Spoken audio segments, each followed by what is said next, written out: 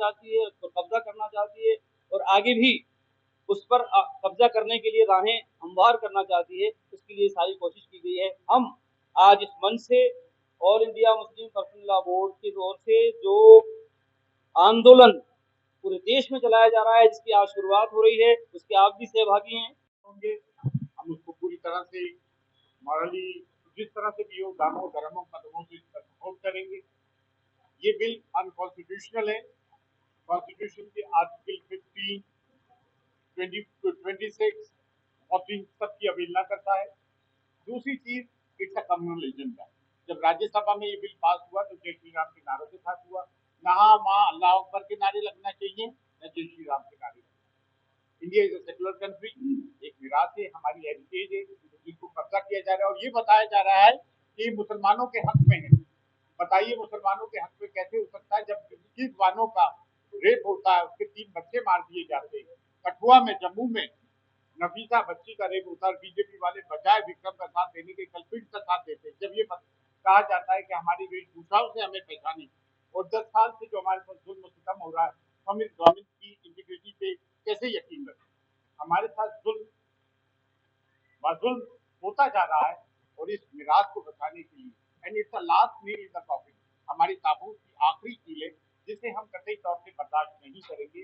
मुसलमान इस मामले में एक है, एक मंच पे है, ना कोई बिरादरियों में बटा है, ना कोई मसलकों में बटा है। एंड वी आर ऑलवेज मुस्लिम तैयार है, लेकिन ये तो दिखाने के हाथी के दांत हैं। असल जो मंशा है हुकूमत का कुछ और है। अगर वो इन चीज़ों को लेकर के आती तो हम हुकूमत का साथ देते। तीसरा ये है कि मुसलमान स्टेक होल्डर है वक्त का।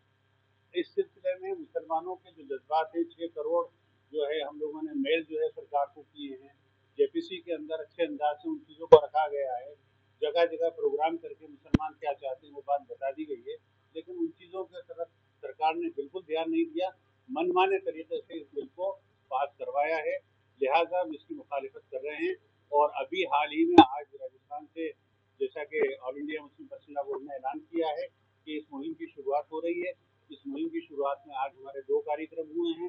पहला कार्यक्रम तो ये हुआ है कि पूरे राजस्थान से हमने सिलेक्टेड नुमाइंदों को बुला करके इस मुहिम को उन्हें ब्रीफ किया है और उन्हें ये कहा है कि पूरे राजस्थान के अंदर जो है आप इस मुहिम को चलाएंगे। तो अभी हमारी वो मीटिंग खत्म हो चुकी है। और दूसरा ये है कि प्रेस कॉन्फ्रेंस के जरिए हम आपको ये हमारा एहसास दिलाना चाहते हैं, क्योंकि अब तक जो हमारा मीडिया का रोल रहा है, मैं समझता हूँ कि अब इंसाफ दिलाने के अंदर मीडिया अपना जो है पॉजिटिव रोल अदा करेगा। जैसा कि प्रैक्टिकली आप देखते हैं कि इस देश में कई धर्मों के संस्थाएं हैं, जिसमें बौद्ध है, ईसाई है, सिख है, हिंदू है। मैं बौद्धों की छोड़ करके मुस्लिम संस्थाओं को छोड़ करके अन्य संस्थाओं की बात करता हूँ, धार्मिक संस्थाओं की। उनमें किसी में भी गैर धार्मिक मतलब जो धर्म है उसके अलावा कोई दूसरे धर्म का सदस्य उनके प्रबंधन में नहीं है। और क्योंकि ये वक्फ जो प्रॉपर्टी है वो एक चैरिटेबल प्रॉपर्टी है, रिलीजियस एंडाउमेंट है, धार्मिक पर्पज के लिए है और मुस्लिमों के द्वारा दी गई दान की प्रॉपर्टी है। इसमें कोई ना तो सरकारी दखल कोई दान दिया गया है, ना सरकारी दखल है, हो सकता है। एक उसके संचालन के लिए कानून तो बनाया जा सकता है, लेकिन प्रबंधन के लिए उसमें किसी दूसरे धर्म के लोगों को सदस्य बनाया जाना ये संविधान के खिलाफ है। और ये संविधान के खिलाफ होते हुए के साथ में एक डिस्क्रिमिनेटरी है। ये जो मुखालफत है ये कानून के दायरे में रहते हुए है। कोई सड़क के ऊपर कोई पत्थरबाजी, कोई इस तरह से भाईचारे को खतरनाक नुकसान पहुंचाने का नहीं है। हम भाईचारे को बाकी रहते हुए अपना हक लेना चाहते हैं और हमारा हक 14, 26, 25 आर्टिकल जितने हैं उन सब के दायरे में रहते हुए है। आप उसको उसी के हिसाब से लीजिए, हमें कोई वो नहीं है। और हुकूमत आज किसकी है, कल किसकी होगी। आपने तो वो कर दिया जिस तरह इलेक्शन के अंदर किया। इलेक्शन के अंदर आपने जो कमीशन इलेक्शन का बिठाया है उसके अंदर आप एक जज को खत्म कर दिया, आपने 2 हुकूमत के ले लिए, एक अपोजिशन का ले लिया। तो अब वो जो होगा वो हुकूमत चाहेंगे वो होगा, यही वक्त के अंदर आपने कर दिया।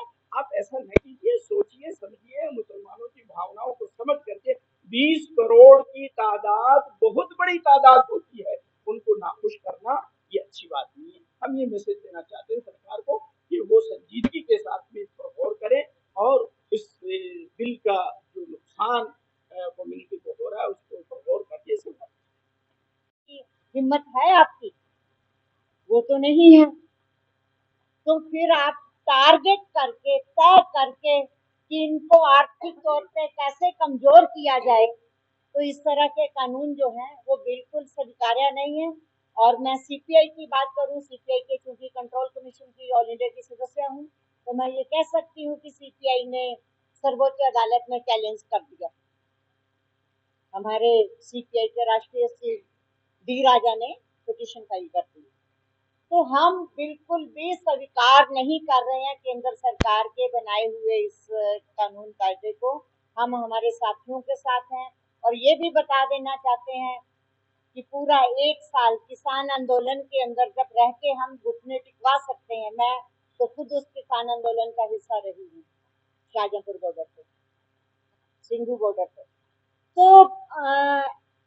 हमें कमजोर समझने की गलती सरकार ना करे, बार बार टारगेट ना करे, बार बार हिंदुत्व की बात करके इस तरह की बकवासबाजी ना करे, बार बार सो कॉल्ड बाबाओं को खड़ा करके उनके माध्यम से इस तरह के मुद्दे उठा के बात ना करे। क्या है आपका ज्ञानदेव आहूजा? एक दलित अपोजिशन के लीडर को जाने के बाद मंदिर को ये दुलवाई करवाता है। तो खाली बीजेपी से मेंबरशिप सस्पेंड करने से कुछ नहीं होता, क्यों नहीं उसके ऊपर क्रिमिनल छुआछूत का मुकदमा दर्ज किया जाए? अपनी बारी आई तो सस्पेंड करके बीजेपी हमेशा साफ रास्ता गली में अख्तियार कर लेती है, और जब किसी दूसरे की आई तो उसको टारगेट करोगे। तो वक्त की संपत्तियां जिस स्थिति में थी उसी स्थिति में रहनी चाहिए। ये कानून उनको वापस लेना चाहिए और हम सब पूरे मजबूती के साथ सारी मुस्लिम तंजीमों के साथ हैं। जो आंदोलन होंगे उसके साथ कंधे से कंधा मिला के चलेंगे, पूरे देश के अंदर चलेंगे, जहां जहां सीपीआई की ताकत है और वहां पे भी हम चुनौती उनको देंगे, बिल्कुल पीछे हटने वाले नहीं है। और जो आंदोलन की रणनीति तय की गई है, लाजमी तौर पे जहां भी हमारे साथी लोग हैं, रोशनी में हमारा पूरा जो आंदोलन है, पूरा जो ये तहरीक चलेगी पूरे देश में चलेगी और वो उसको हम चलाएंगे, विरोध करेंगे के दायरे में रहते हुए। अब अगर सरकार को नहीं चलाने देगी कोई परेशानी की, वो बात की बात है, लेकिन हमारा पूरा हम संविधान के दायरे में रहते हुए हम पूरा तरीके जो हक संविधान हमको देता है विरोध करने का, जो हक है विरोध करेंगे और शांतिपूर्ण तरीके से करेंगे। उनके वालिद साहब पब्लिक सर्वेंट है, वो गवर्नमेंट के पेरोल पे, हम गवर्नमेंट के पेरोल पे नहीं। तो जो भी गवर्नमेंट के पेरोल पे होगा तो गवर्नमेंट की जुबान बोलेगा, समझ गए ना। हम कोई पब्लिक सर्वेंट नहीं है, गवर्नमेंट के पेरोल पे नहीं। हमारा 800 साल का इतिहास है, हम हेरिटरी कैपेसिटी में है और मुसलमानों के साथ हैं और मुसलमानों की हर बात पे मुस्लिम पर्सन लॉ की बात पे लपेट के देखिए। ऐसे इस तरह के दलाल इब्नुल वक्त मिल्लत फरोश हर समाज में मिलते हैं, ये भी मिल्लत फरोश है, इनको समझाने की जरूरत नहीं है, इनका तो बहिष्कार करने की जरूरत है। जो पहले थे उनको भी कुछ नहीं मिला, तो वो लोगों ऐसे लोगों को बुलवाने की कोशिश करके ये कहा जा रहा है, 10 लोगों को बता करके 1000 लोग दिखाए जा रहे हैं। देखो इसके तो फेवर में, इसके समर्थन में बड़े बड़े प्रोग्राम हो रहे हैं, तो उनकी कोई अहमियत नहीं है। पूरे देश के मुसलमान की बात आ रही है, मैं तो कहता हूँ पूरे देश का मुसलमान ही नहीं, सारा न्याय प्रिय इंसाफ पसंद लोग, चाहे वो किसी भी धर्म से ताल्लुक रखते हो, वो सब इस मामले में एक साथ हैं, क्योंकि संविधान को बचाना है। कानून के पास करने तक अभियान चलाती रही है और आगे भी वो अभियान चलाएगी, क्योंकि वो ये साबित करने की कोशिश करेगी कि हमने फैसला ठीक किया है और इस फैसले की आड़ में जो हमारा हम बुलबुले इसकी, ये बुलबुला हमारा। अब मैं आपको अपनी बात बड़ी संक्षिप्त में रखना चाहता हूँ। देखिए ब्रिटिश पीरियड में खान बहादुर और राय बहादुर हुआ करते थे ना, वो कौन लोग थे? जो उनके तलवे चाटू थे। इसी तरह से मुस्लिम समाज के खान बहादुर और राय बहादुर है, शहर में एक ही होता था, तो हर डिस्ट्रिक्ट में 400-500 होंगे, इनसे ज्यादा नहीं है भाई। और दूसरी बात ये कहूंगा, एक बड़ा विरोधाभास एक है जिसे कॉन्ट्रडिक्शन कहते हैं और पैराडॉक्स है। वो पैराडॉक्स क्या है कि कोई भी मुसलमान अगर कोई प्रॉपर्टी वक्त करना चाहते हो, he should be a practising Muslim for 5 years, 5 साल के लिए प्रैक्टिसिंग मुस्लिम हो। एक तरफ तो आप ये बात कर रहे हैं, दूसरी तरफ आप ये बात रख रहे हैं कि नॉन मुस्लिम भी इसमें मेंबर बन सकता है, तो ये तो बड़ा विरोधाभास है ना। तीसरी चीज ये है जो आपको शायद मैं वादे करना चाहूंगा, अब बीजेपी को मुसलमानों को डराना छोड़ना चाहिए और मुसलमानों को डरना छोड़ना चाहिए। तो हम सेकुलर हैं, देश के आइन में यकीन करते हैं और ये कॉन्स्टिट्यूशन की रूह के खिलाफ है। आर्टिकल 15, आर्टिकल 25, आर्टिकल 26, आर्टिकल 29, कोई भी देश कॉन्स्टिट्यूशन से चलता है। और हमारा तो ये कहना है कि यार 11 साल हो गए, अब तो हमारा पीछे छोड़ दो। हम तो मोदी जी का यूं भी शुक्रिया करेंगे, अदा करेंगे कि हमें सोते हुए जगा दिया। It's a blessing in disguise for Muslim. आज मुसलमान हर मंच पे एक साथ बैठा हुआ है। चंद इब्नुल वक्त हमारे जो जिसे कहते हैं ना मफाद परत बिके हुए लोगों के लिए, जिनकी समाज में कोई जरूरत नहीं है, कोई आवश्यकता नहीं है, समाज उनको, अगर जिनकी आप बात कर रहे हैं उनकी कोई मान्यता होती तो वो आज यहाँ होते। वो नहीं है, मैं हूँ, इसका मतलब मुस्लिम हमारे साथ है, हम मुसलमानों के साथ है। राजा ने 50 बीघा जमीन पाकिस्तान की दे दी, और यहाँ पे कैसे हुआ? मैं आपको जयपुर की बात करता हूँ, जयपुर की दोनों प्रॉपर्टी की मिसाल देता हूँ। मैं खुद उस केस का वकील हूँ। शास्त्री नगर कब्रिस्तान कहाँ था मेरा? आप सब लोग जयपुर से ताल्लुक रखते हैं। शास्त्री नगर कब्रिस्तान जराना हॉस्पिटल की जमीन पे था। 1895 के अंदर इस जराना हॉस्पिटल को बनाया। डीज एंड स्टेट ने इस प्रॉपर्टी को शास्त्री नगर के अंदर शिफ्ट किया। 54 बीघा प्रॉपर्टी सर पट्टा है गवर्नमेंट का, डीज एंड स्टेट का। उस जमाने के अंदर नारगढ़ से नाला आता था जो उस 54 बीघा को डिमार्केशन करता था। तो 34 बीघा इधर ले गई, 16 बीघा उधर चली गई। तो उस जमाने में इतनी आबादी नहीं थी उस पेड़ के अंदर, तो मुझे अपने इधर ही दफन होते रहे। तो जब सर्वे कमिश्नर आया और उसने पूछा ये प्रॉपर्टी कहाँ से कहाँ तक की है, जिसने जहाँ बताया उसने वहां तक नोट कर दिया। लेकिन आपके खुद के ही रिकॉर्ड के अंदर लिखी हुई है ना, आपकी स्टेट का दिया हुआ पट्टा है 54 बीघा, आपके डबल नोटिफिकेशन में 54 बीघा लिखी हुई है ना, उससे क्या डिस्प्यूट है? अब आप ताकत में हो, आपके पास पावर है, नंबर ऑफ गेम्स है, तो आप कर लीजिए जो आपके दिल में है, लाठी चलाइए अपनी। तो सर ये नहीं हो सकता।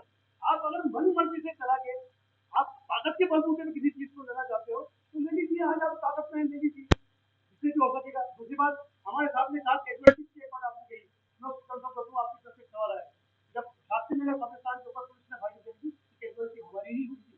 अपने अपनी प्रॉपर्टी को बचाने के लिए अपनी जान कुर्बान करी थी, किसी और की कैजुअलिटी नहीं हुई।